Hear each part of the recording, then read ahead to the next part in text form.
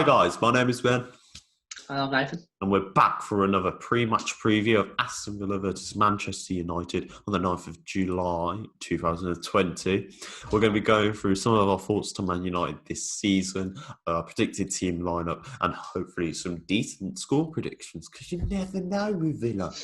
But if you are going to enjoy this video, please leave a like, subscribe, turn on notifications, obviously.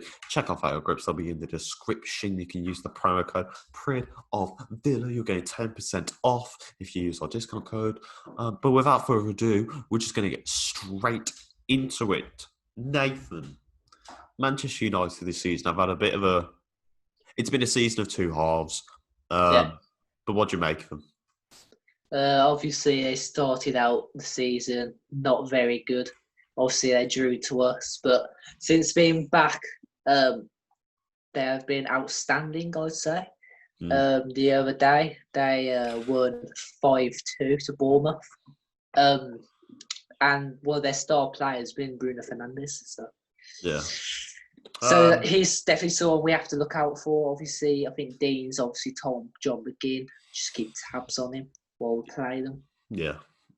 So, I think first off this season, he's Ole Gunnar Solskjaer's first proper season with the team. He made some decent signings at the start, bringing in Maguire, Wan-Bissaka and Dan James, who's really underrated in that team. But they were just really suffering with injuries and just not really able to find what was working with the team. Obviously, we went there and got a draw 2-2 against them, which I suppose wasn't the worst result in the world. No. And then, obviously, they get to the January transfer window. They're linked with a load of people, but they managed to get their key signing in Bruno Fernandes and Igalo, whatever. And ever since they've signed him, they've looked a much better team. It's so... The statement that one player can make a team so much better, it's so evidently clear when Manchester United. They look, honestly, a much better team. Every player around him is actually stepping up to their potential. And since the restart, their form has just increased and been even better and better. They've got their players back like Rashford and Pogba, and they're playing really good under Ole. So it's now really worrying to go there. You may have been... With Liverpool, even though they are the Premier League champions, since this restart, I think since Watford, their form's really dipped because I don't think they've been as good since then. But I think with Manchester United, it's been consistently solid since January, and that's really worrying, especially with the form now since the restart. It looks really highly unlikely that... we're going to get anything out of it. It's so unlikely that I'm willing to bet on Manchester United to win tonight. I can't believe you're actually going to do it. Like, why not? It's worth it, man. I don't know. It just feels weird. Like, we Villa fans, we're betting against ourselves. Yeah, I know it's not going to be a win, but... No, but, Manchester United, they may not be what they were... since Ferguson left. But they're slowly on their way there. They've got the youngsters, so the future is bright with them. The players they've got right now can be really good. They can perform on the big stage. He may not be where they want to be right now, you know what I mean? Because it's not obviously the Ferguson era. But they're not far away, I think, from it. I think 3 or 4 years of good signings, and we could see him return back to grace. I mean, in terms of Aston Villa, we're coming into this after a great performance against Liverpool. Just fell through at the end. Obviously we're going against a club that has been linked with 3 of our players now. In Jack Grealish, John McGinn and Tyrone Mings. So there's a lot to play for us, but a lot to see from United as they'll be looking into our top 3 stars. And looking to see if they can make a deal next season. What do you think about Aston Villa going into this game? Well, I don't know, because obviously we drew to them. That seemed like a really good game. I wasn't going into that game confident, but then we managed to get a draw out of it, which I thought was quite fair. now it's like a completely different picture. Like, yes, they're coming to our ground, but I'm not seeing it as like they come to here, so we're even better because it used to be because we're better because of the fans. We don't have the fans anymore, so Yeah. really it doesn't really matter where we play. We're playing a good team, so I'm not going into this confident at all. Obviously, they've got some great players right now. Yes, we have Louise, got Grisham again, that, but they haven't really been at form. Obviously, Louise has really stepped up a lot, which is really good to see. If anyone was to score, I think it would be Louise. Like, that would be amazing from him. But I don't know. I'm not going into it confident, but I can't bet on it either. No. As I said, they've got an amazing front three in Rashford, Martial, and I believe it's Greenwood or Dan James. How would they go? Well, I think it's Greenwood. Obviously, their midfield is so class. They've got Pogba and Fernandez there, and then they can play a good centre holding midfielder in Matic. And then obviously their defence isn't as great, but it's still bright there. They can either bring on Luke Shaw or Brandon Williams. They've got two good centre halves in Maguire and Lindelof. An amazing right back in Wan-Bissaka and a top class goalie in De Gea, whereas we've got Reina, Mings, House, El Ghazi, Trezeguet. But speaking of our players, we'll go on to our predicted team lineup. I think the formation that he chose for Liverpool wasn't actually a bad formation. It clearly did work. No. So I think we will stick with that one again. In goal, I think we both agree on Reina again. Yeah. Much more solid in that role compared to Nyman. And something there to look forward to. On the left, go with Neil Taylor again. Obviously, Matt Taylor's good. He's definitely proved himself now. Yeah, so we don't really have another left back at choice. But Neil Taylor looks really solid, to be fair to him. Centre halves, House on the left. And for me, Konza on the right. I do not want to see Mings play this game. He's gonna though, isn't he? Yeah, I know he's gonna, but I just don't want him to, considering he's not too only hyped up for who he actually is. Yeah, not only has he been rubbish, but also that hamstring injury. You got to think he wants to rest him for at least the one game. You can still bring him on if he needs to. Just don't play him out the gate because he's just rubbish. On the right, then I think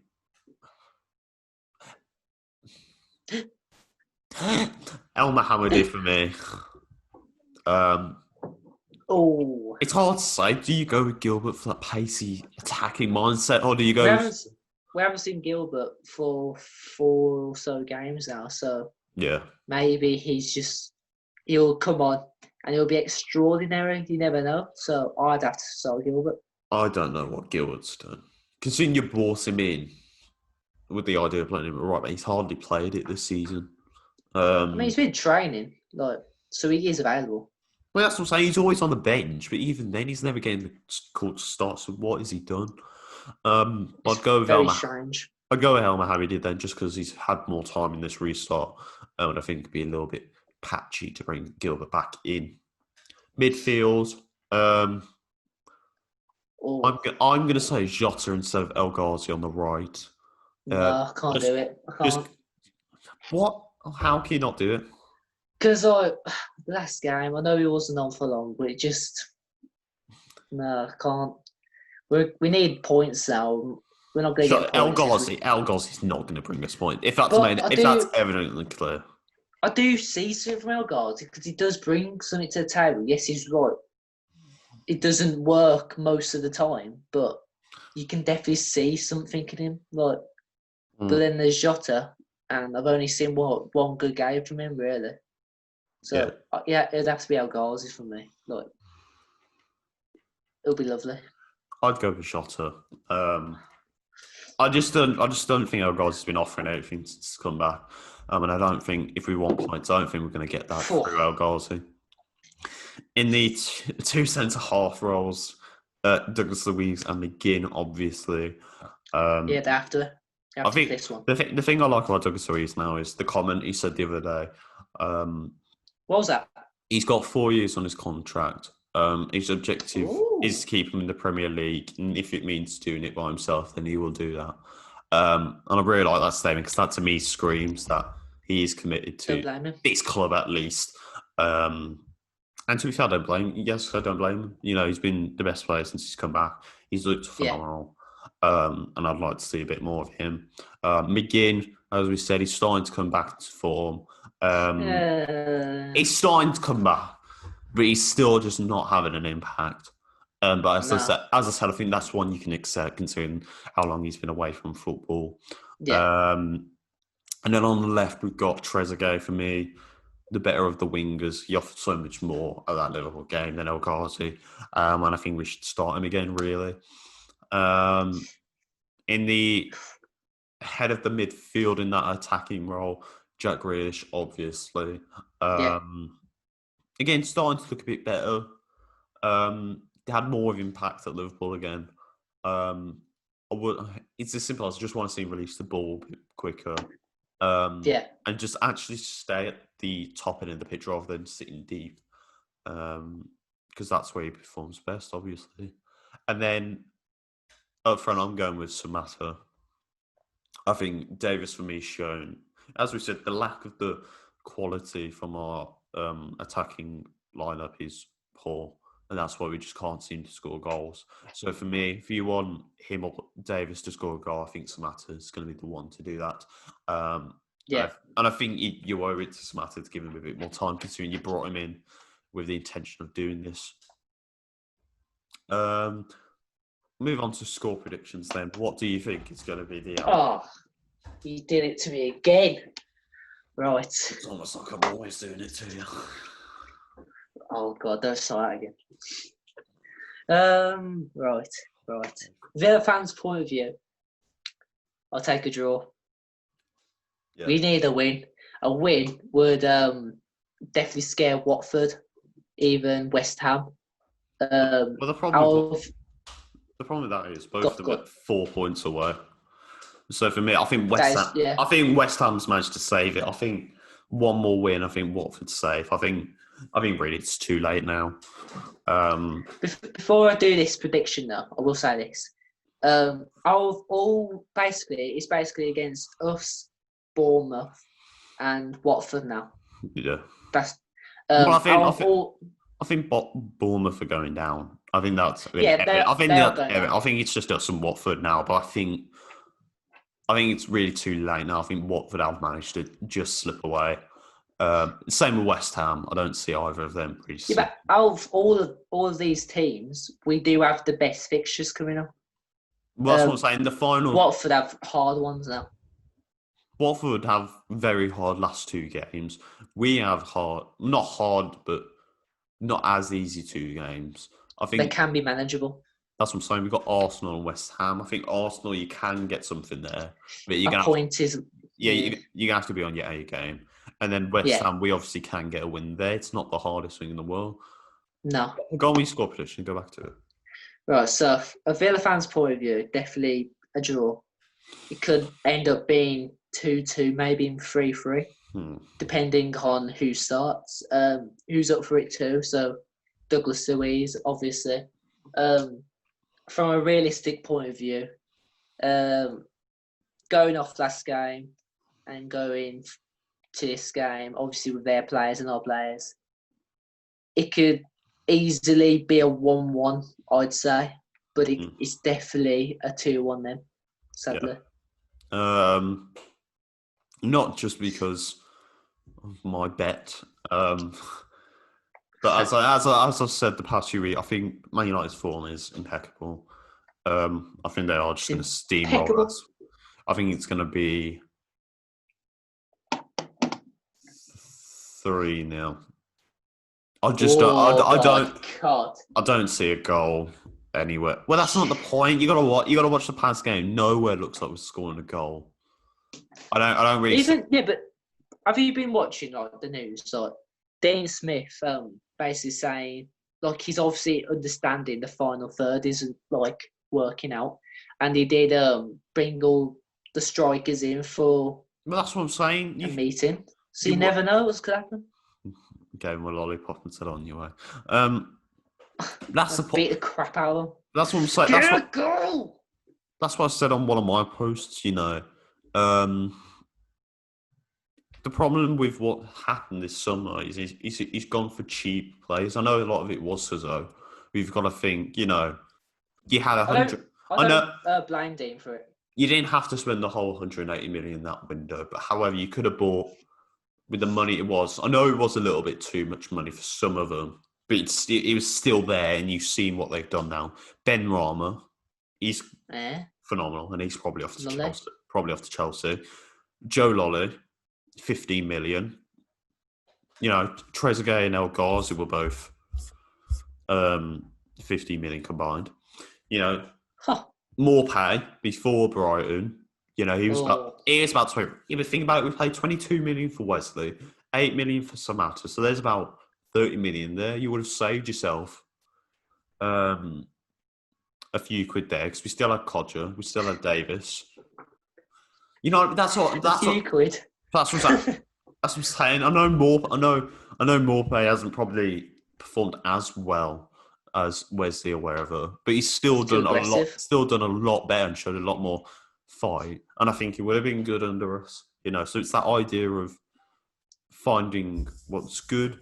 But as I said, I think Man United are just going to steamroll. I think it's going to be 3-0. But as I said, all I'd like to see is just a good performance from the boys. 110%. And just something to look forward to when we go on to Palace. Everton? No, it's Palace. Oh, Palace. When we go on to Palace, which I think we could get something on. So we should win it. We should really be winning that. Yeah. We gotta win it. This is it. This is it now. It's the final countdown. But that's going to do it for this pre-match preview of Aston Villa vs Manchester United. Obviously, we will be doing our instant match reactions. We will be on Jude's journey for the fan cams over there. We will give our match review sometime after the game. So do subscribe and turn the notification bell on so you never miss out on the content like this. Check out our social pages in the comments for, to follow us there as well, but also leave suggestions for video ideas you'd like to see. If we do hit 10 likes, following on from last video, if we do hit 10 likes, we will be uploading another special football video. Say it with me, Nathan. Ooh. Ooh. There you go. But without further ado, I've been Ben. He's been Nathan. Up the Villa with a pride of Villa. We'll see you later, boys. Jimmy on a beat, boy.